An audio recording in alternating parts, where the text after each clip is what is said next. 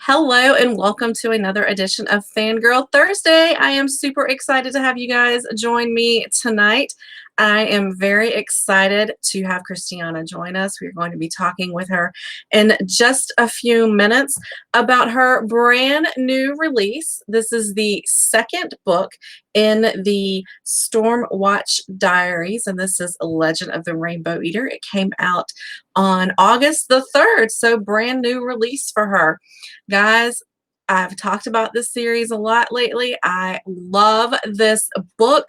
She has a talent for weaving complex, magical, and somewhat horrifying tale of granny snatchers and killer teddy bears together in this one. Yep, that's right. You heard me. Killer teddy bears.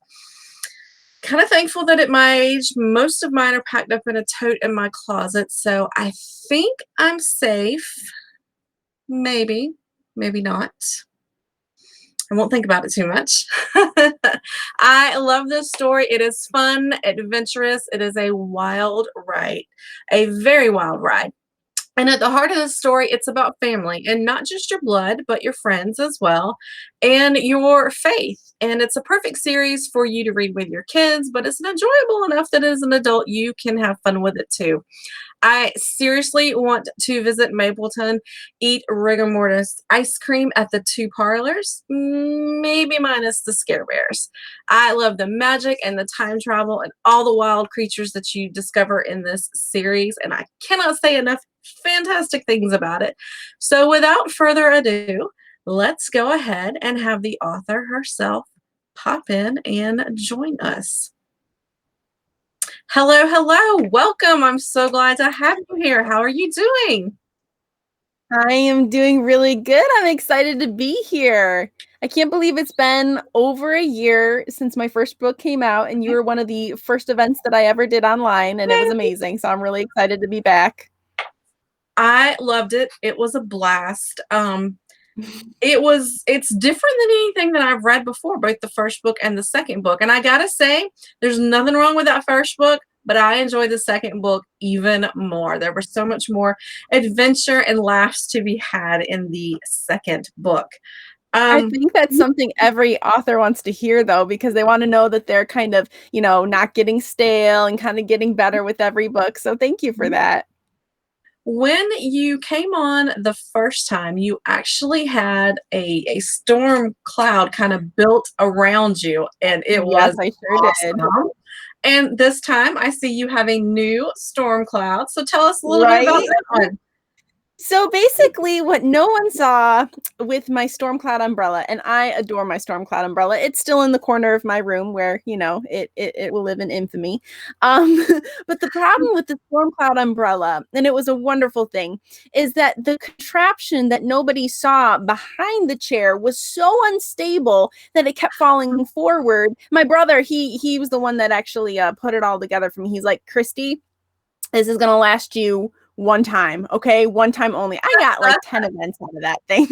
So finally I was like, all right, book two's coming. This thing has had its day. What else can I do here? And have something that I can take with me to book signings and just something that's a little easier. So we were brainstorming, and my brother Caleb, again, he was like, well, what about like a hat of some sort? So of course I took to the internet, and there was some amazing person out there who made a storm cloud hat. And I was like, this is so easy. I got to do this. This thing probably took me 25 minutes total to make, and I love it. It's so much easier to take with me places, and it's got a great presentation. It's super cute. I love it. I took it to a Comic-Con and it got a lot of comments. So yeah, that's the story behind that. I love it. It is adorable. One of the things that you did too, when the first book came out, of course, Monster Ivy did book boxes for it as well. Mm-hmm. And I did not win a book box. However, you did a release party on Facebook afterwards. I sure did. And I stalked that thing like nobody's business because I was bound and determined. I was getting a hardcover book and I was getting an umbrella. Oh, the infamous umbrella. Yes. Oh my gosh. This little red umbrella sparked so much for me. It started with this little umbrella, and then it went into, and let me see if I can move my camera without too much fuss.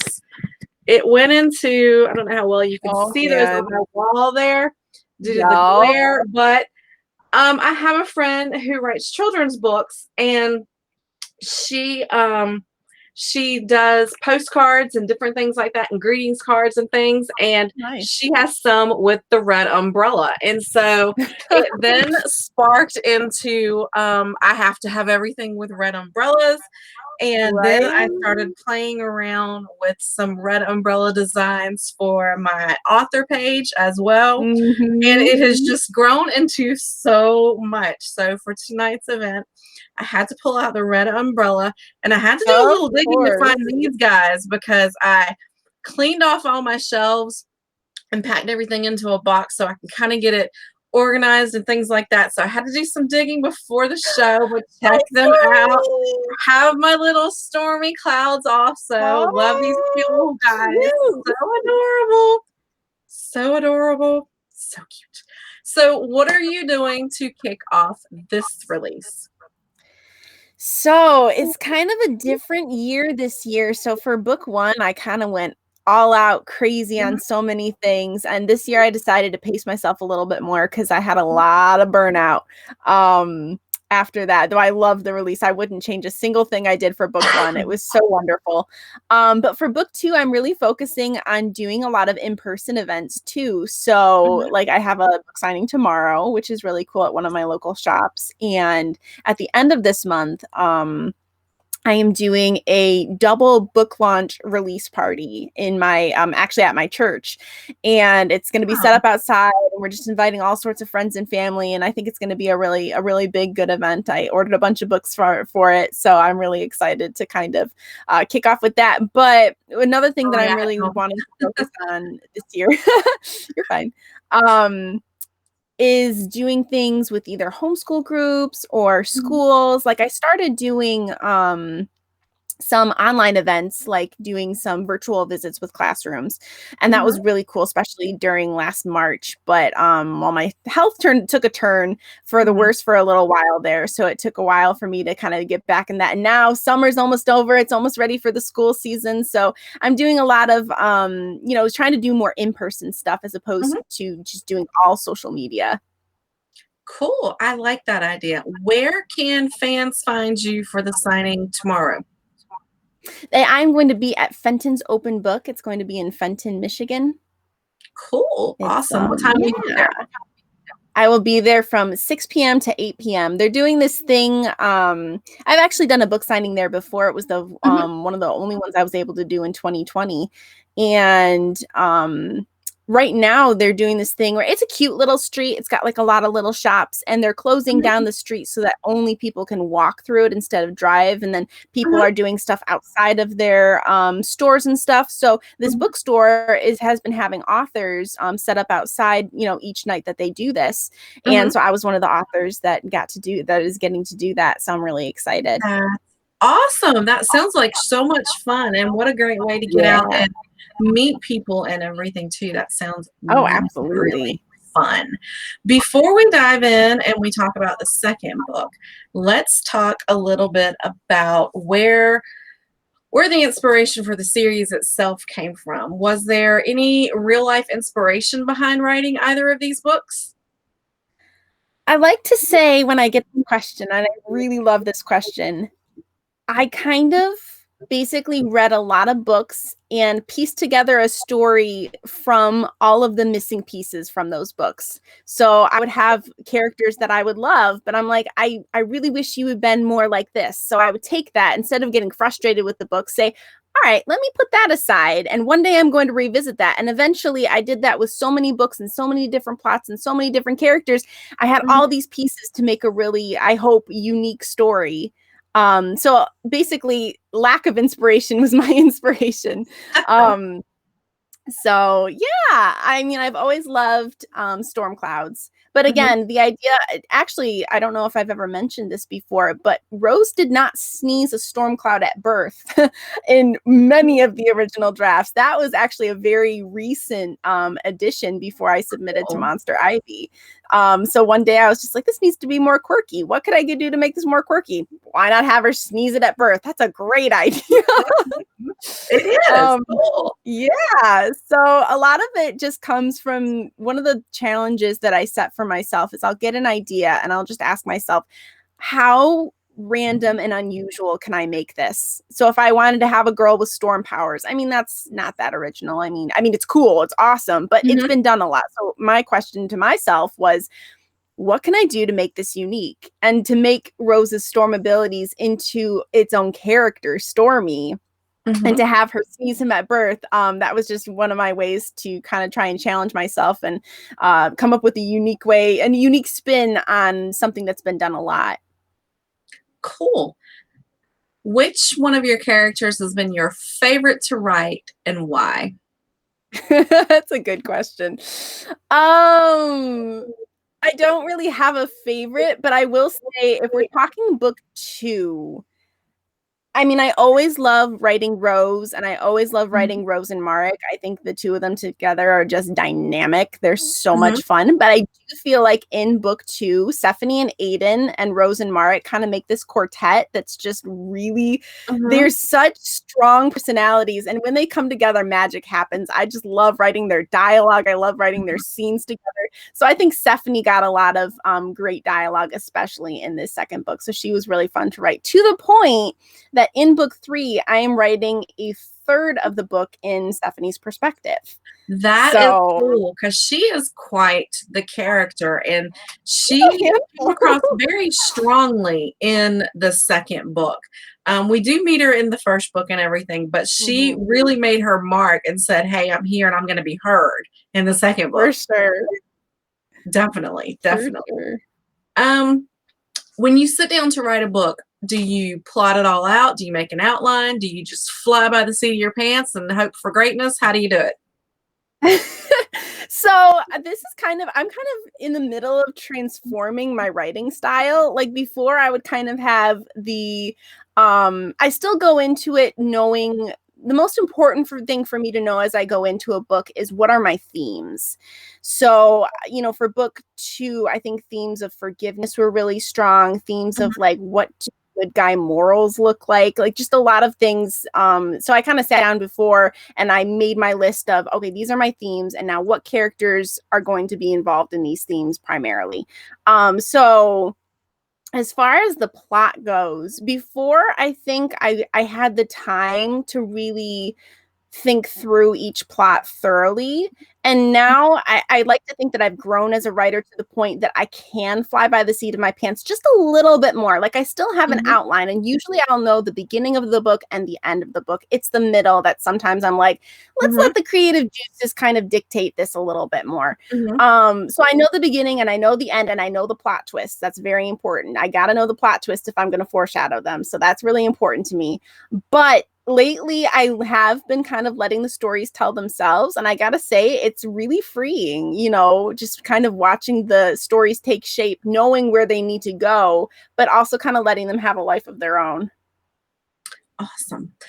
What is something that gets you out of a writing slump? If you just kind of you've hit a point and you're like, it's not flowing, the voices aren't talking to me, nothing's going like it's supposed to, and you walk away from it, what do you do to get back in the right frame of mind so you can sit down and do it all over again?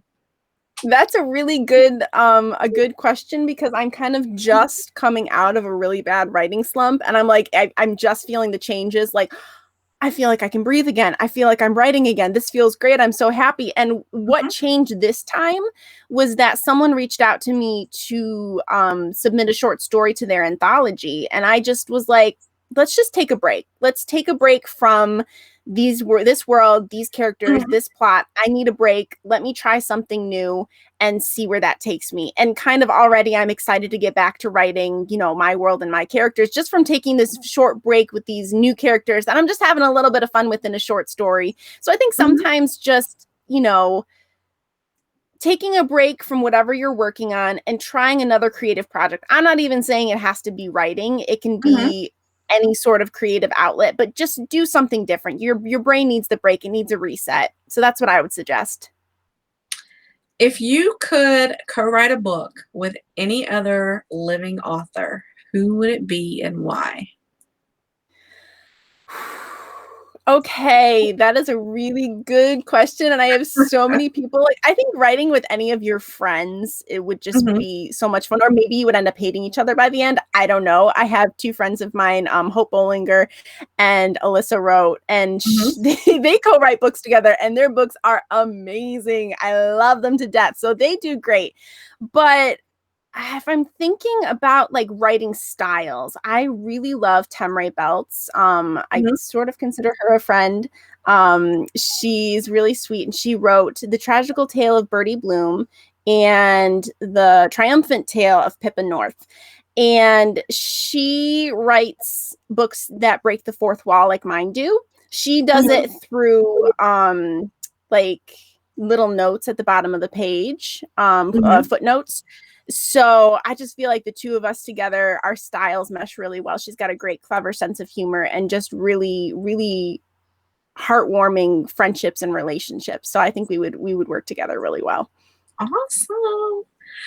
Who are your top 3 one-click authors? You don't have to read the blurb. All you gotta do is see that they have a book out, a new release. Oh, I'm getting it. Ooh, um, oh gosh, I don't know about authors, but like I really let me think.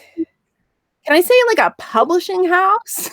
Yes, Does that count as yes, you an author? can. Mhm, So I love middle grade. I love fantasy. I love a whole mhm, bunch of indie authors. I love all of that. But I am also a mhm. huge like religious nerd. Like I love my nonfiction religious books, which is like Okay. totally different than my middle grade.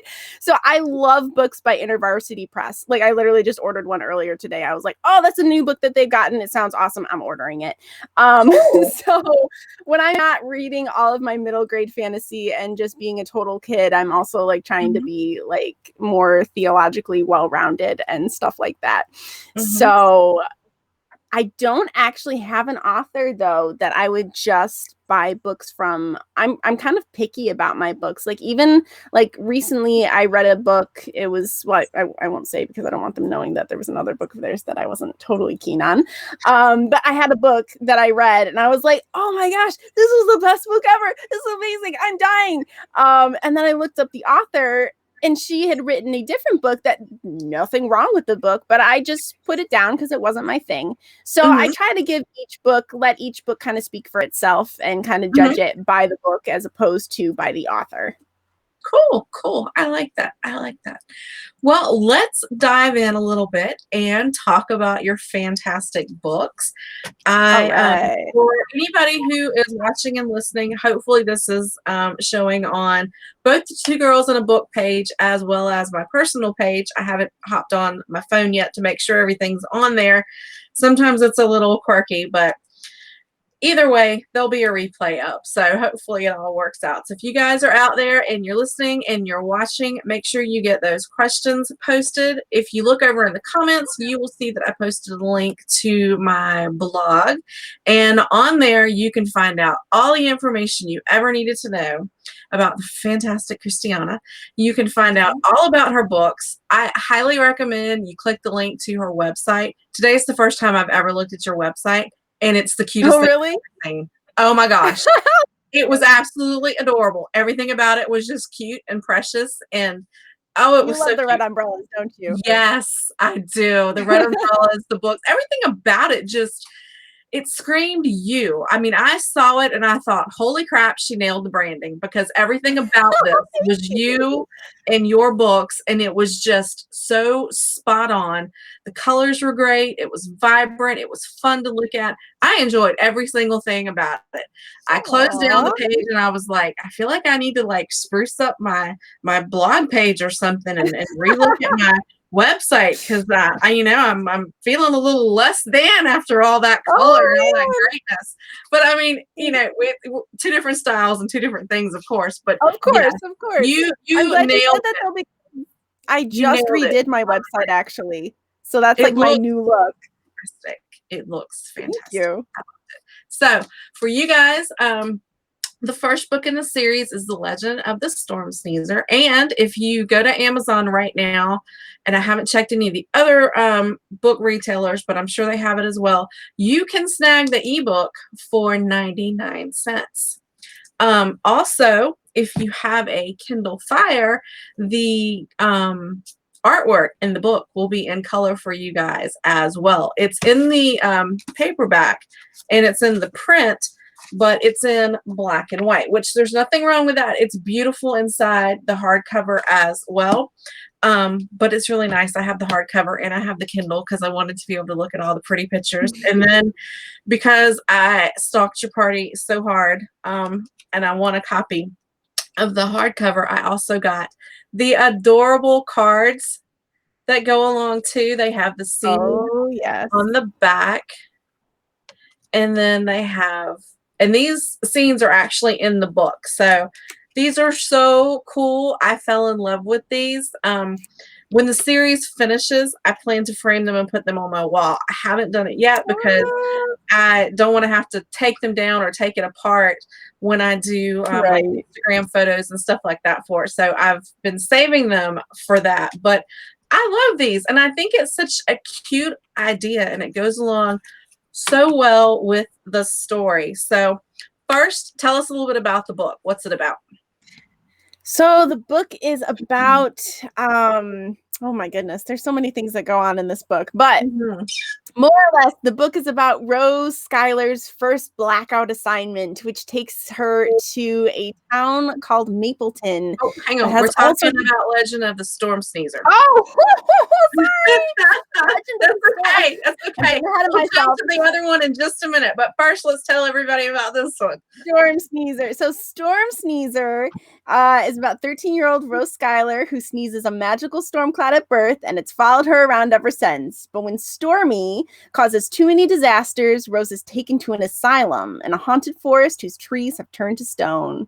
Guided by time-traveling letters, Rose teams up with her future selves and her maybe imaginary best friend Marek to save her storm cloud and solve the mystery of the specters and the stone trees. But will they find what killed the ghosts before what killed the ghosts finds them? It gave me chills just thinking about it. Oh my gosh. It is such a fun read and a fun story. And like I said, you guys can grab book one, the ebook version, for 99 cents right now. It is available on Amazon and other major retailers. If you hop over to my blog, the link is down below in the comments. You can get a buy link for both the books. You can see my full review of all the books. You can get all the detailed stocking information you ever wanted to know about the author as well, and a link to her beautiful website. Now, moving on to book two, we have The Legend of the Rainbow Eaters. This one was quite the tale as well. And again, we have these beautiful illustrations inside and the very, very creepy teddy bears, which I'm sure you're going to tell us more about. Once again, they have the beautiful cards and I'm getting a glare. And the scene is written on the back as well. And these are the scenes that you will have depicted in the book. They're black and white in your hardcover and your print, your paperback cover. And then, of course, on the Kindle Fire, you will see them in color. So you definitely want to snag both the Kindle copy and a print copy. So dive right in and tell us about book two.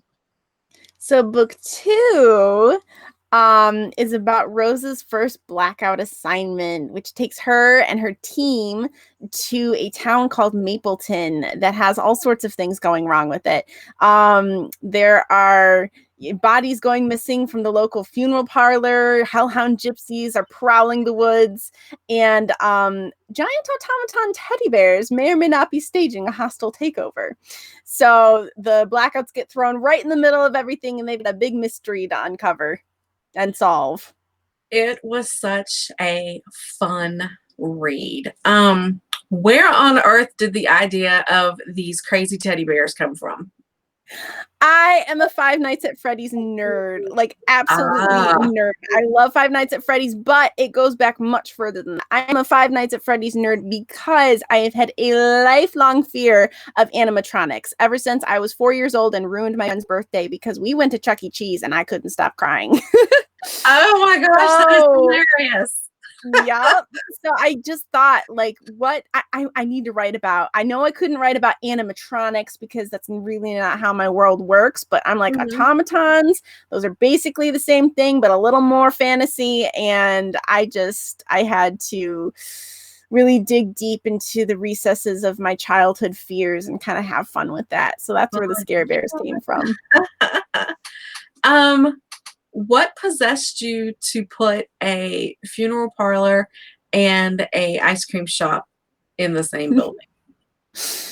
That was one of those things that I was talking about earlier about what's the most random thing I could put together that would be just something unusual to write about. And it Mhm. just popped into my head. I'm like, parlor. What kind of parlors are there out there? Well, there's funeral parlors and there's ice cream parlors. And what would that look like if they had both? I think one of my first thoughts was one of Rose's lines, which was, do they share the same freezer space?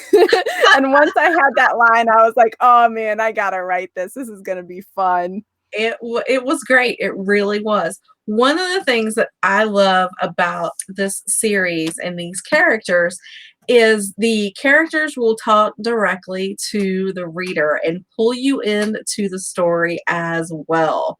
And that's not something you see in a lot of books. Mm-mm. So what made you do that?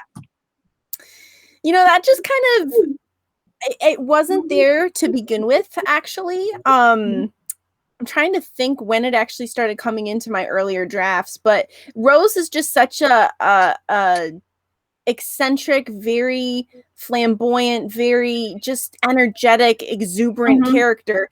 It just started spilling over into her talking directly to the reader, and I'm like, can we do this? Is this allowed? And I just started building an entire kind of way of writing around it. And I have to say, when I write short stories, it's a really hard habit to kick to stop talking directly to the reader. I'm like, this isn't how it works right now. I've got to learn how to just be content being in this character's head. But Rose is just, she knows that she's writing these books with the intent that someone might read them, and she wants that person to feel so involved in the story and so thought about and so cared for. And so that's kind of where that came from. It seems to flow very naturally in the story, and it does seem like a very Rose thing that would take place. So Right. it's not it's not odd or anything like that. It seems like it would just be a natural progression for her to reach out and Mm-hmm. talk to the person reading it. So it's kind of cool. Thank you. I like that. Before we wrap up, if you guys have any questions, I want you to go ahead and get those posted over on the comments for me. I'm going to pop on my phone really quick and just make sure that we are live on both pages and that I'm not missing any comments, because sometimes my feed doesn't come through and show me everything like it's supposed to. So I just want to make sure. All right, we are live on my personal page. And I believe it is working on the Two Girls page as well. But let's just double check. Awesome. Oh, it must be because it popped up and started talking to me. Yep, we are there. Fantastic. We have Mary Eager with us tonight, and Mary actually read the first book, Legend of the Storm Sneezer. She was here during the live when you were on at that time as well, and we Oh, talked about the wonderful. book so much, and she nabbed her copy then. She has a toddler, and she's expecting baby number 2. Oh, So congratulations, congratulations. Mary. And she loves the book. She loves the colors and the illustrations on the little cards and everything as well.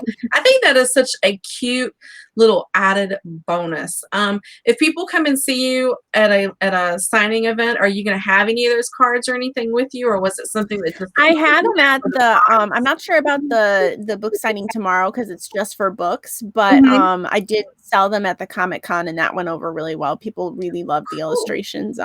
Actually I'm thinking of kind of displaying the illustrations a little more, you know, maybe getting some blown up copies of them and hanging those up to kind of show off the illustrations, since it's kind of like, I feel like at Comic-Cons people are there primarily to Yeah. see artwork. And my artwork in my books are just so pretty. So I think that if you blew them up to maybe like an 11 by 17 or something like that, yeah. or even an 8 by 10 for that matter, and you put them on your website and sold them, I think people would buy them. I would buy them. I would get copies to put on my wall. I should talk to my publisher about that for sure. Yes, that's an awesome idea. Or maybe even put, like, especially with the one with the bears, with the scare bears, but maybe put that on a Yes. t-shirt. That I would would be love really that. cool. Yes, yes, definitely. I think that's something that fans would enjoy. I work from home now, so my library is also my workspace. So I'm in here Oh, 8, nice. 9 hours a day sitting in just this spot. So I like to keep fun and vibrant things on my wall. So I have the Absolutely. artwork with all the umbrellas. I have the books behind me. When Kelly Martin's Fake Nora came out, they did Yeah. the puzzles. So I didn't win Oh, a yes. box. So I reached out and I'm like, "Can I buy a puzzle, please?" I got a puzzle and I put it together and I slapped that on the wall. Oh, Huge that's so Kelly Martin great. fan. So I have that too. I have a couple of other book related things and such on the wall too. So that would be cool. I would like decorate. I'm looking for additional things to kind of put around my monitor. I have For a huge monitor sure. on For the wall. sure. So The yeah, that would illustrations, be, yeah, because these are cute and I would put them they on the wall. are. But they're smaller, so unless you kind of or to have them on the wall where you can kind of walk up to it, you can't see as much of the detail. Mhm. So I personally would love them if they were bigger and I could hang them on the wall. That would be I fantastic. agree. I will have to definitely look into that. Yes, and it would be a fantastic idea for when book 3 comes out. You know how they Yeah. do the giveaway boxes and the art boxes and all that, to maybe put one in there. Just yeah, Right? that That sounds was like my one little thing that I just wish there was a lot of stuff going on and I wish I had a little more foresight to do pre-order swag for book 2 because I would have loved to send out those trading cards. I think that would have been really cool. well, But next time, definitely. definitely. They're adorable. I love them. Love the series. Again, let's see if we have any questions. Lynn, I have to mention your dog pictures behind you. I love it. Yes. Me Um, too. I I did the mix tiles. I'm not an influencer for them or anything like that. I'm not getting credit for this, but Yeah.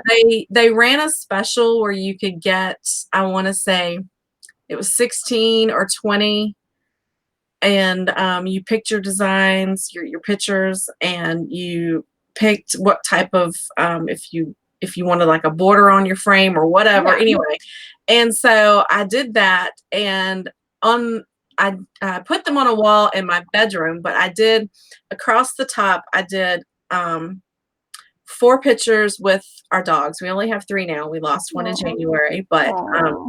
we still wanted her up there. So at the top, I have the 4 with the dogs, and then in the middle, I have a metal sign that says,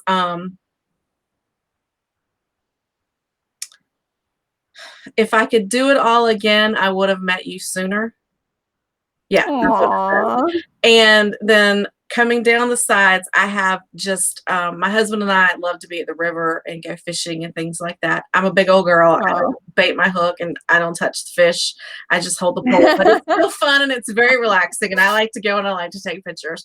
So I have pictures of the river and bridges and things like that kind of coming down the side. And then across the bottom, I have 4 pictures, and 2 of them are pictures of my husband and I, and then a picture of my, we have pictures of my stepdaughter down there as well. And Aw. so these were part of that. And I just didn't have enough space on that wall to put these additional pictures on Yeah. there. And I think it's like fantastic marketing for the mixed tiles people because now I have 4 or 5 extra ones, and I'm like, where can I put these? Okay, I need more pictures to go with them. Right? So now I need more. And so then I went to Pinterest and I saw this person that took like this little narrow wall that's only maybe about Yeah. 3 foot, and it's got 3 pictures across and it comes down. And I can't remember, they had like 10 rows of pictures. And at the top, they had this big wooden plaque that said family. And I thought, holy crap, I need that. So now I'm on this mission, and the pictures that you see back here, of course, are the ones that I had left over. My husband's back there fishing. My Aw. lab, Savannah, I didn't pose her. She propped up on the couch and sat like that. And then down below here is my little butterbean, and then just above her there's a picture of my 2 potbelly pigs. So That's so um, I have cute. those stuck up there for the time being until I get some more pictures. And I thought about printing out some pictures from some of the book events and things that I've been Oh, to, yeah. and doing that in my office and here on the sidewall or something as well. So they definitely gave me lots of ideas. They email me a new special every single day. They're just yeah, I could spend a fortune over there, but the quality of them is really cute. The pictures turned out Right. great. It's not supposed to damage the wall or anything like that. And so far, so good. And a couple of my friends had done big walls with like 50 or 75 pictures on them. And I Oh, was just like, wow. oh, wow, those look so good. And so, kind of where the inspiration came from. But I completely digress. Cool. Very Um, nice. again, thank you so much for popping in with me tonight. We are Oh, going to it's my close the pleasure. show off for you guys by showing you Kristiana's. Bear with me just a minute. I lost my screen. We're going to show you the book trailer for the Mm. second book. If I can get my computer to work. Here we go. Let me copy it. All right. It's not working. Here we go. Grab it from here. Bear with me. I'll have it in just a moment. Oh, yeah. It's thinking, it's thinking, it's thinking some more. There we go. Yup. It's computers for you. Okay, I have it ready now. Before before we close out, is there anything you want to tell anybody, remind anything about the book, your upcoming events, anything at all? Just yeah. I hope you have a lot of fun reading Rainbow Eater. If you want to leave a review on Goodreads and Amazon, that's always appreciated. But yeah, if you just want to reach out with your thoughts, authors love to hear what readers think of their books and what they meant to them. So I just hope you guys have a really fun time with it. Awesome. Well, I have enjoyed this immensely. And of course, it will be up Me on too. YouTube tomorrow. So there'll be a link for you to share on your page and everything Awesome. as well. And of course, it will be up on the Two Girls in a Book page as well. This was so much fun. I had a great time. You guys watching from home, make sure you stay tuned because when we leave the screen, I'm going to pop up the book trailer for Book 2, Legend of the Rainbow Eater. So make sure you Hi, stay you pulled a meme. tuned and watch that as well. I enjoyed it. Thank you so much. Thank you. Bye.